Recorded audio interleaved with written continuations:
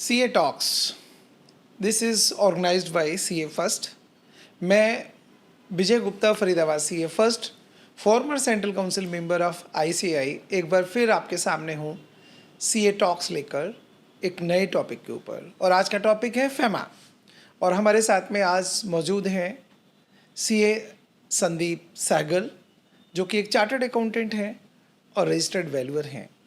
और 2009 में क्वालिफाई करने के बाद में जिस फर्म में आप इस समय काम कर रहे हैं उसके अंदर इंटरनेशनल टैक्सेशन, फैमा, इस तरह के सब्जेक्ट्स के लिए ये हेड कर रहे हैं वहाँ पर। संदीप सहगल जी, मैं आपका CA टॉक्स में आपका CA फर्स्ट की तरफ से, अपनी तरफ से और तमाम व्यूअर्स की तरफ से आपका स्वागत करता हूँ। Thank you very much, sir. I'm very honored you have given me this opportunity. Sandeep ji, जितना मैं आपसे बात कर रहा था, आप बड़ी हम्बल बैकग्राउंड से आए हुए हैं और हमारे ज़्यादातर लोगों की कहानी ऐसी है। तो आपकी फैमिली में भी कोई प्रोफेशनल्स या कोई ऐसे चार्टर्ड अकाउंटेंट वगैरह नहीं थे। कहाँ से आपको प्रेरणा मिली कि मैं CA बनूं? तो सर, जैसे मैंने बताया कि मेरे जो फादर थे, he was a typist in this district court in Faridabad.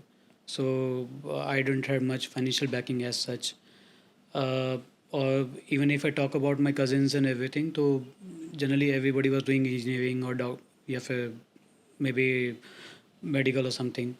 तो I think this was around 2002-2003, जहाँ पे आई थिंक CA का इतना क्रेज़ भी नहीं था जिस टाइम की मैं बात कर रहा हूँ, जब मैंने स्कूल पास आउट किया था. तो देन जो टीचर्स थे उन्होंने थोड़ा इंकरेज किया कि यार आप CA ट्राई करो, ये थोड़ा नया है, बहुत स्कोप है, and it is very different from what everybody is doing. So तो वहीं से थोड़ा सा टीचर से इंस्पिरेशन लेके देन वी स्टार्टेड. ओके, जैसे आपने बताया ना, जिस तरह से आपकी family background, maximum chartered accountants की फैमिली बैकग्राउंड, नहीं, हाँ, फाइनेंशियल आई बैकग्राउंड अंडरस्टैंड. इसी तरह की रहती है. हम लोग आगे बढ़ते हैं आज के टॉपिक के ऊपर, वो है फेमा.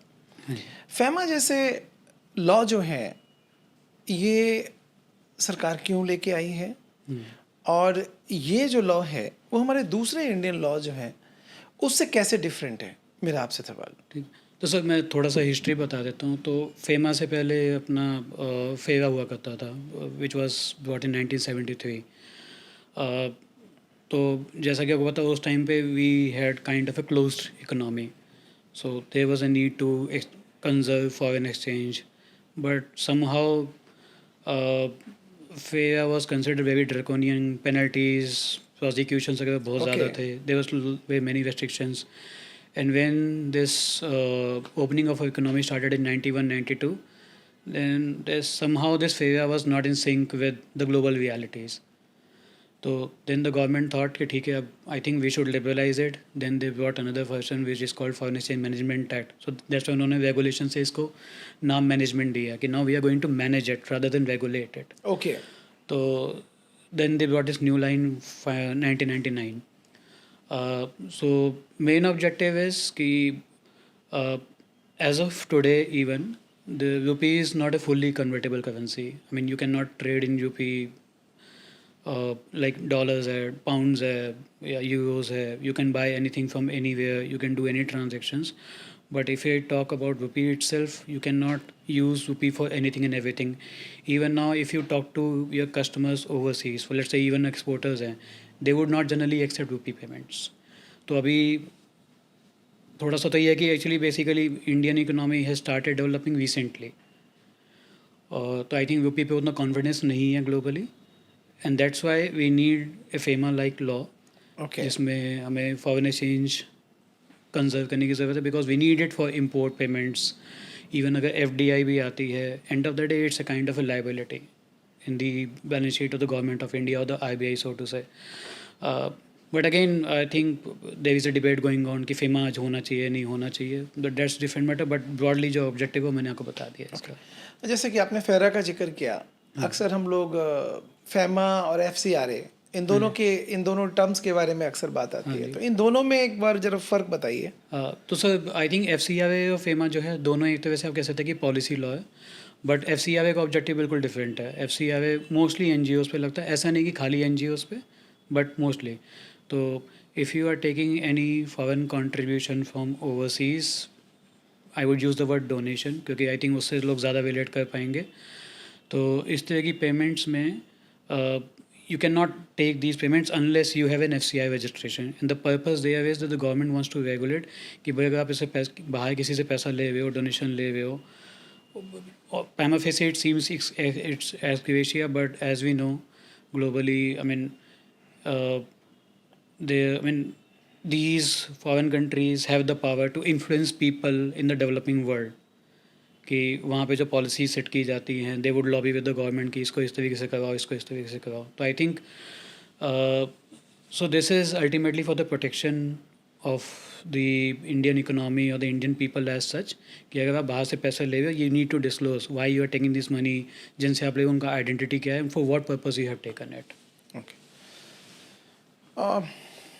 मैं आपसे थोड़ा सा आगे चल के प्रोफेशनल अपॉर्चुनिटीज़ के बारे में बात करूँगा. किस तरह से चार्टर्ड अकाउंटेंट इसको एक प्रोफेशनल अपॉर्चुनिटी इन प्रैक्टिस करें. उससे पहले मैं चाहूँगा कि you tell us some important concept under FEMA. So the basic premise of FEMA is, if there is any foreign exchange you have received from anyone or anybody, that foreign exchange is primarily the property of RBI or the Indian government. So you cannot keep it with you unless a specific regulation allows you to keep it with yourself. So for example, let's say you have this EEFCA account.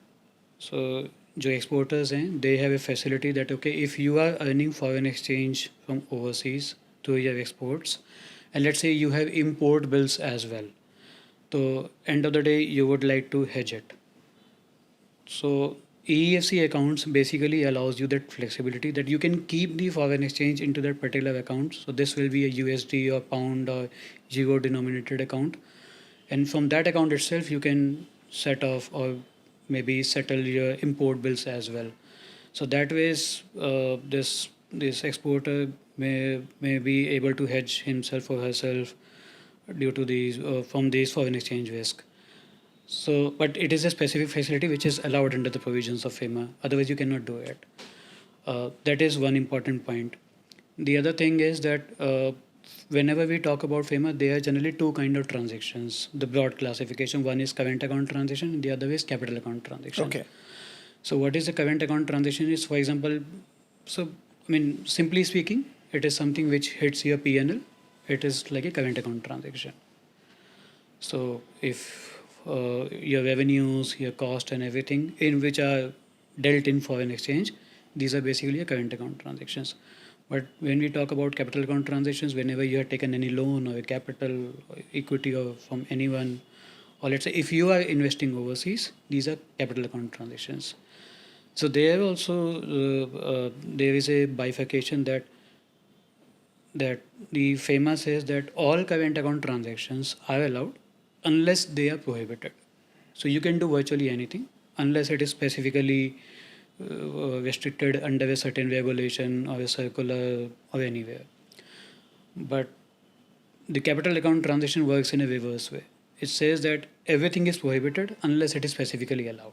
Okay. So whenever you are doing a capital account transaction, you need to be very, very careful that whether whatever you are trying to do, whether it is allowed or not. So for example, I would take few more topics. I think that will help the audience. Or what all things are really in FEMA. So for example, if you talk about borrowings, you cannot borrow from anyone overseas. So if you want to take a borrowing, so there are ECB regulations, external commercial borrowings. So you need to look at the conditions, eligible borrowers kaun hai, eligible lenders kaun hai, what should be the average maturity period, what should be the all-in cost ceiling, which means that if you are taking a borrowing, तो आपके जो terms होंगे, interest payment, if you are paying any corporate guarantee, this should all be within a particular ceiling. This should not exceed that. So these are the kind of conditions that you need to comply with when you talk about a borrowing. Similarly with capital, if you are bringing a capital, there are rules related to fair valuation. That okay, if you are issuing equity in your business to any foreigner or a non-resident, you have to do it at least at a fair market value. So you need to do a valuation. and you cannot allot these shares below the fair market value. Then again, we talk about ODI. Let's say if you're investing overseas, so there also the rule works in a reverse way. So you cannot invest more than a value which is a fair market value. So all these things you need to take care of. Okay, इसको आगे बढ़ाते हैं.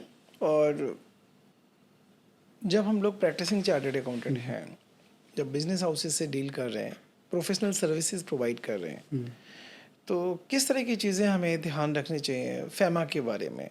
भले ही directly हमें लगता है कि they are not being attracted by FEMA provisions, but क्या चीज़ें हमको ध्यान में रखनी चाहिए?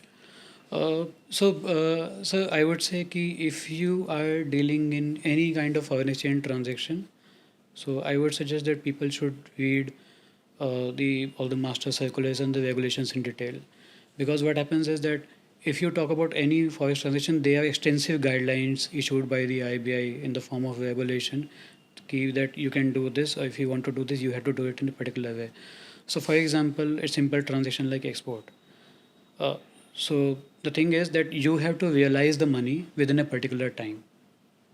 Most of the time it is 9 months, that if you have billed to anyone overseas, so you have to realize the money within 9 months.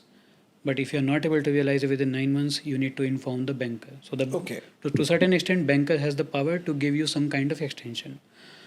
But let's say, but there is a period prescribed. But if you exceed the particular period, then you need to go to IBI. The banker cannot do it. So this is about export. Similarly, is the case of import. If you are making any payments, there is also a timeline that you need to settle it within this particular time. Particular time. If you are giving advance, then you have to file the bill of entry. आपका import जो है इतने time में आ जाना चाहिए. नहीं आया, क्यों नहीं आया? तो there itself, as I said, to some extent, banker has the power to conduct some basic due diligence and grant you some extension. But beyond a period, banker cannot do anything. You have to go to the IBI. Let's say there are bad debts. You cannot realize the money from the person who you have exported your goods or services. Right. You cannot write it off on your own. You need to seek permission from the IBI. Even there, to a certain extent, banker can allow you write off. But if it is a major amount, then you need to go to IBI. Okay. Similarly with capital, if you are raising capital, you need to file certain forms. You need to have the FIRC. You need to file the FCGPR forms and everything. And I also talked about the valuation side. So all these things are there which needs to be taken care of when you are dealing in foreign exchange. हमारे country में RBI जो है वो regulatory authority है Yes. For this foreign exchange. So how this our central bank, that is RBI, regulates this foreign exchange laws? So as I was saying that FEMA is a delegated legislation, so IBI has a bigger role to play, a far bigger role to play under FEMA. So basically, how does IBI does is that if they so for example under FEMA there are several kind of filings which are required to be done by the bankers and even the corporates and the businesses. So for example, if you have FDI in your company, which means if you have bought foreign capital, you are required to file an annual return which is called FLA, foreign liabilities and assets, in which you basically disclose that what amount of capital you have in your company, what is your current financial position. Likewise, if you have invested overseas in an entity, there is an annual return called APR, the annual performance report, or you can say annual progress report. So there you disclose that what is the status of the investee entity in which you have invested overseas, what financials it has. So all these reportings basically go to IBI. So this is something which goes from corporates. At the time of bringing capital, you file FCGPR returns. At the time of investing overseas, you file certain ODI forms. If you're transferring the shares in an Indian company which are held by a foreign resident of a foreign company, you need to file FCTRS. So all these reportings basically go to the IBI. Then the bankers also they also file several returns to the IBI as to what reserves do they have, what amount of capital that they have reported, what kind of dividends payment that they have reported for their customers, all these things. So IBI basically keeps a check and maintains a database, or you can say maintain a kind of a balance sheet itself. Okay, what kind of reserves do we have? All the checks What and kind of balances. liabilities we anticipate moving forward? Okay. So that's why they track stock market as well. Because if you have a lot of FII or FPI money, and let's say if there is any kind of movement, then obviously you will have either a large chunk of inbound or outbound movement. So I think these kind of things which IBA takes care of basically anticipates, okay, when do we need this much reserves and everything. So this is something which IBA does. अक्सर हम लोग बात करते हैं कि foreign exchange earnings जो है उसको क्या प्रोविजंस हैं, क्या प्रोसेस है उसको रिपेट्रिएट करने की, So are you talking about inbound or outbound? दोनों के बारे में बताएं. See, if you talk about earnings as such, there you don't have very much complicated procedures. I mean, you need to give. So, for example, if you have an export earnings, you need to furnish all the export documentation with the banker, and then there is an EPDMS server where an entry is made. So, for example, when you had done the export, so at the time of export, there would be an entry in the EPDMS server. So that data is with the banker. So the banker will ask you that, okay, you did this export and we don't have a corresponding remittance against this. But let's say, I mean, if you are getting this remittance, you just need to disclose to the bank that this is the invoice against which you have received the payment. Bankers may ask you relevant agreements of purchase order against this. So I think this is not very extensive unless they have any restricted items or something else. Likewise, if you talk about imports, there also you need to furnish the copy of bill of entry and everything. Oh, sorry, bill of lading and everything. This server is called IPDMS server, where the bank will make a check that, okay, you did this import, but the thing is you haven't made the payment yet. So at the time of payment, bank will ask you the written documentation, okay, invoice, purchase order, agreement, all those things. But I think the requirement with respect to compliance as a document is more in case of capital account transactions, not as such in current account. Okay. देखा गया है कि जो FEMA की practice करने वाले लोग हैं ना, उसमें हमारी चार्टर्ड अकाउंटेंट कम्युनिटी के लोगों का नंबर कम है, बहुत कम लोग हैं ऐसे. तो आप कुछ सजेशंस दीजिए, कुछ टिप्स दीजिए हमारे सीएस के लिए, खासकर हमारे जो यंग चार्टर्ड अकाउंटेंट्स हैं, कि वो किस तरह से फेमा की प्रैक्टिस शुरू करें और किस तरह से वो क्लाइंटेल अपनी बनाएं और किस तरह से अपने आप को फेमा के प्रैक्टिस करते हुए अपने आप को एस्टेब्लिश करें. So if I talk about my experience, so for me, FEMA was kind of a supplement to the international tax practice. So the thing is, when you are doing international tax, you are obviously anyways dealing with cross-border transactions. And my background is that I do a lot of tax structuring, M&A structuring, cross-border structuring and everything. So खाली tax बताने से बात नहीं बनती. You also need to know FEMA के.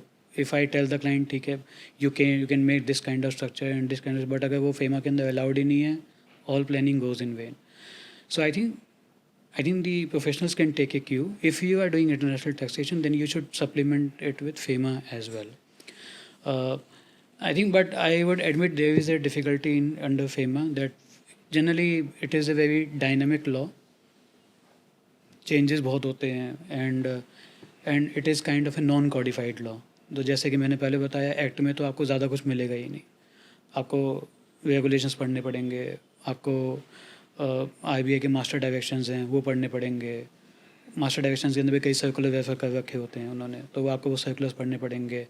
But over time what will happen is, let's say, तो over time what will happen is that आप सारी तरह के हर तरह के ट्रांजेक्शन तो वैसे भी नहीं देखेंगे. Initially you will be doing with let's say inbound capital, तो you need to read NDI rules. If you are making investment, then you need to read ODI rules. So I think that ways, I think they can manage whatever is the requirement of the client. So what I would suggest is at least have a glossary of what all kind of transactions what are the kind of transactions और उनके related क्या regulations है जो आपको पता होने चाहिए. So which means that if you encounter with any such transaction, तो आपको पता होना चाहिए कि आपको क्या क्या पढ़ना है इसके अंदर. So I think that is the way to go. I think this is what my response would be. And as I said, I think this is important.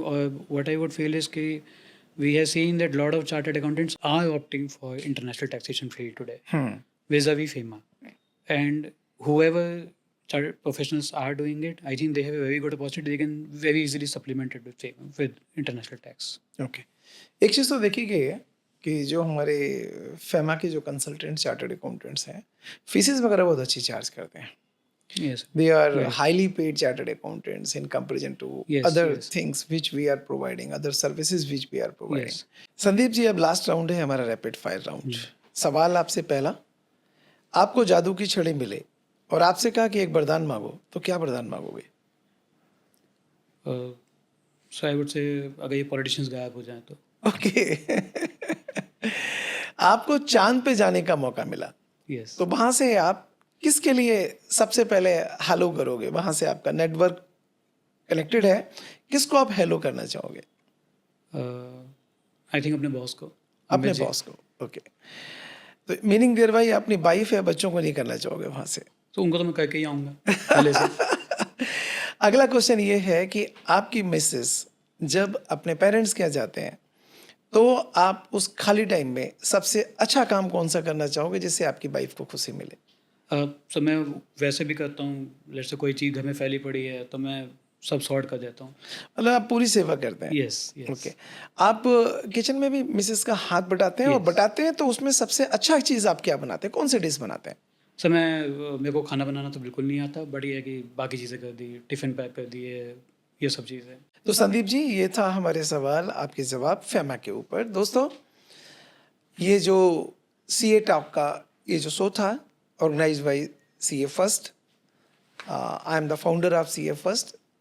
सो मैं आज इस शो में Vijay Gupta, Faridabad CA first, former central council member of ICAI, आपसे विदा लेता हूँ और अगले एपिसोड के साथ में, पॉडकास्ट के साथ में जल्दी ही फिर हाजिर होऊंगा. नमस्कार, धन्यवाद.